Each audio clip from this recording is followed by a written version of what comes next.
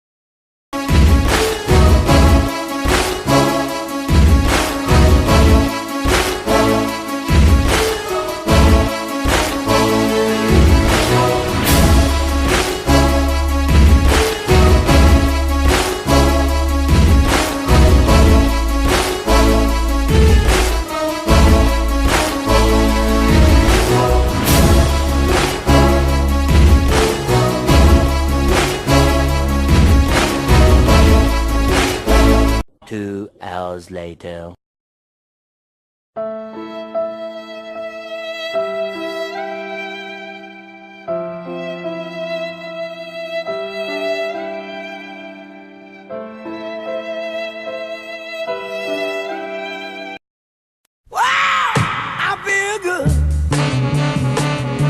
I knew that I wouldn't. I feel good. I knew that I wouldn't. So good, so good. I got you. Wow!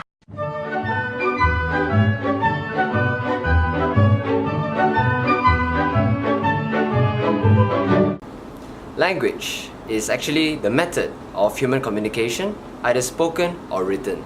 Well, language consists of the use of words in a structured and conventional way.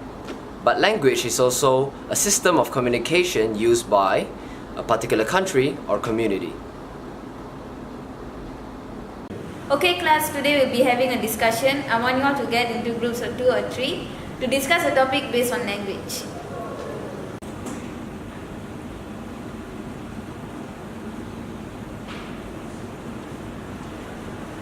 Yes, come in.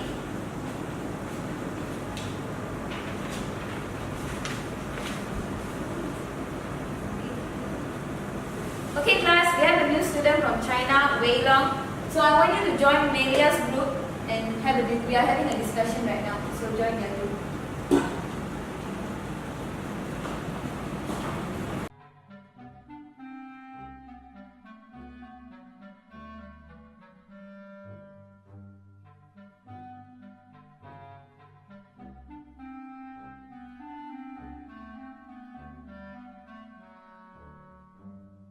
Phonemes, morphemes, and grammar are several factors that can actually enhance language. But let's get to phonemes first. Phonemes are short, distinctive sound units like a, t, ch, or sh. Morphemes, however, are the smallest units that carry meaning, such as the prefixes or the suffixes. Grammar are sets of rules that enables us to communicate with and understand each other. Humans have nearly 7,000 different languages, and no matter how different they sound, we can break down their basic structure in the same way, using the same 3 building blocks. The smallest of them are phonemes. These are very short, distinctive sound units like ah, t, ch, sh, f, like stuff like that. English uses about 40 of them. Phonemes go together to make morphemes, which are the smallest units that carry meaning. This can be words or parts of words like a prefix or a suffix. For example, the word speech is a morpheme that contains 4 phoneme sound units: s, p, e, and ch. From there, you arrange morphemes into your language's grammar or system of rules, allowing you to say the things that you want to say. So those 40 English phonemes give us over 100,000 morphemes that produce the more than 616,000 words in the Oxford English Dictionary, which can be arranged into an infinite number of sentences, paragraphs, Wu-Tang lyrics, or Shakespearean plays.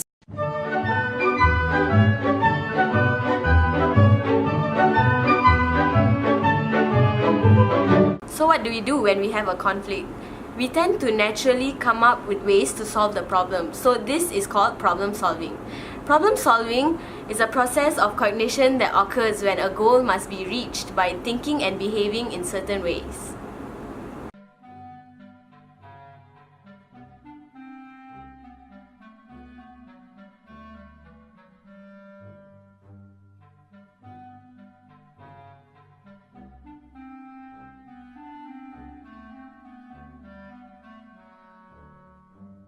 Thank you very much. Okay. So I'd like to thank you guys for applying for this job. So today what we are going to do is I'm going to ask you a series of questions, okay? So may I know why you are interested in applying for this job? Whichever of you prefer Because to go. I think I suit for the job, and the job scope looks very applicable. What about you? I saw the job. I needed a job. I see. Which one is your resume? The second one? It's like, Okay, I'm going to give you a series of questions. The first question is, okay, so you are given a task. Are you ready?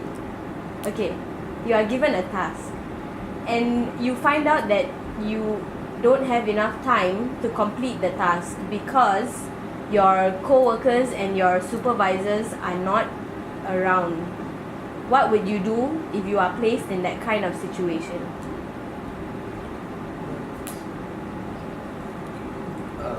I think I will look at the situation as a whole, look from a third person's view, and try to analyze what's the problem in it, and I will go. However, also I will give priority to what I can do by myself without seeking anyone's help, so that maybe a part of the job is already done, and the others that depends on others, I will approach them to, perform the task.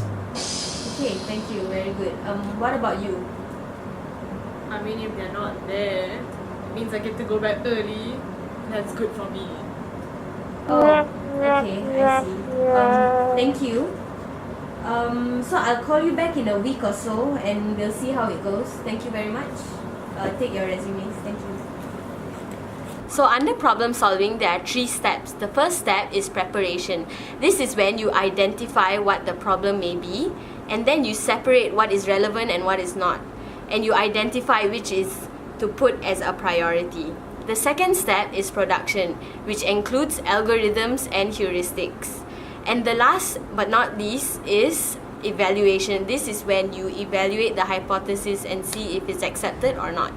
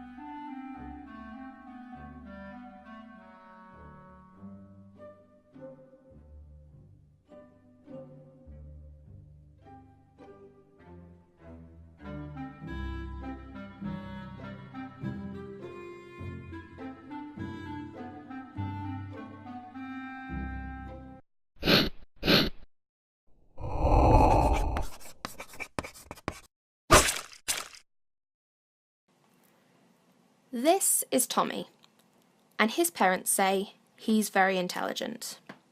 Wait, what does that even mean? Well, a majority of people would assume he gets very good grades in school. But even though this is a sign of intelligence, it isn't the only defining factor of what makes someone smart. IQ tests, for instance, are a common way to test intelligence, but most of these tests examine proficiency in spatial, verbal, or mathematical intelligence. American psychologist Howard Gardner thought this was strange, as there are many ways people can be intelligent. He then developed his theory of multiple intelligences, which describes 9 areas where people can be proficient. Number 1. Naturalist intelligence.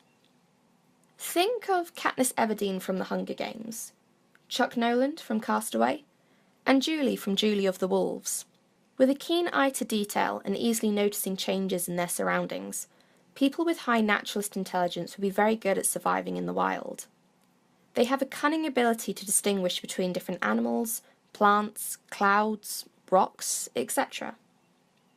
In today's modern world, they are able to distinguish between different kinds of makeup, cars, smartphones, and other items. Number 2. Musical intelligence. Having a high musical intelligence indicates you're very good at things to do with sounds. These can include characteristics such as rhythm, tone, and pitch. If you've got a high musical intelligence, you're good at recognizing, creating, and reproducing music. You might even have a high mathematical intelligence too, as these two things often involve similar thought processes. If you happen to play an instrument and have a high musical intelligence, you're probably quite good at playing by ear. Number 3. Logical mathematical intelligence. People with a high score on logical mathematical intelligence are good at abstract symbolic thought, using letters in formulas to indicate relationships between factors, and reasoning skills such as inductive and deductive reasoning. They are good at considering hypotheses, carrying out calculations, and quantifying data. Number 4. Existential intelligence. People with a high existential intelligence are good philosophical thinkers. They are good at philosophizing and thinking about questions that might not have a real, definite answer. They have a sensitivity towards the deeper questions of life and like challenging related concepts.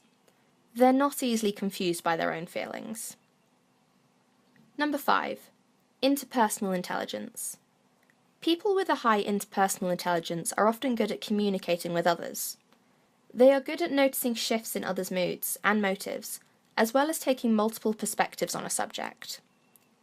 They often score high on empathy and do well in socially orientated work, such as teaching, social work, and acting.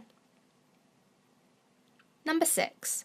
Bodily kinesthetic intelligence. People with this type of intelligence love movement. They have high body awareness and good motor skills. Because of that, they often excel in activities that involve body movement, such as sports and dance. They learn best by doing and are keen to figuring things out through experimentation.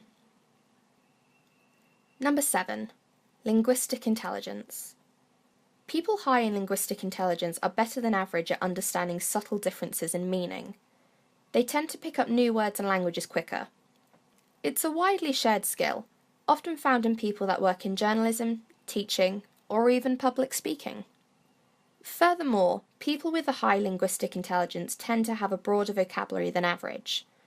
Children and young adults with a high linguistic intelligence tend to be drawn to language-orientated activities, such as reading, writing, word puzzles, and telling stories. Number 8. Intrapersonal intelligence. People with a high intrapersonal intelligence are good at understanding their own feelings and thoughts, and working them to achieve their goals. They are good at motivating themselves from the inside out, without any visible or physical reward. It involves more than just understanding and planning their goals, but also a less definite appreciation of the human condition. People with a high intrapersonal intelligence are often good philosophers and psychologists. Number 9. Spatial intelligence. People with a high spatial intelligence are good at things that require mental manipulations of physical perspectives. These people tend to be very skilled at map reading, jigsaw puzzles, and seeing or drawing objects and situations from a different perspective, without necessarily having seen it from that perspective. They do not easily get lost and are often good at working their way around a maze. Spatial reasoning, image manipulation, and graphic and artistic skills are often well developed in people with a high spatial intelligence.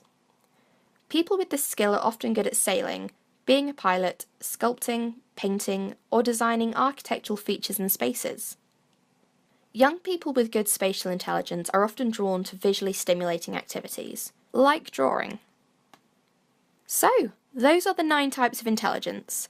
Which types of intelligence do you feel describe you the best? I knew that I wouldn't. I feel good. I knew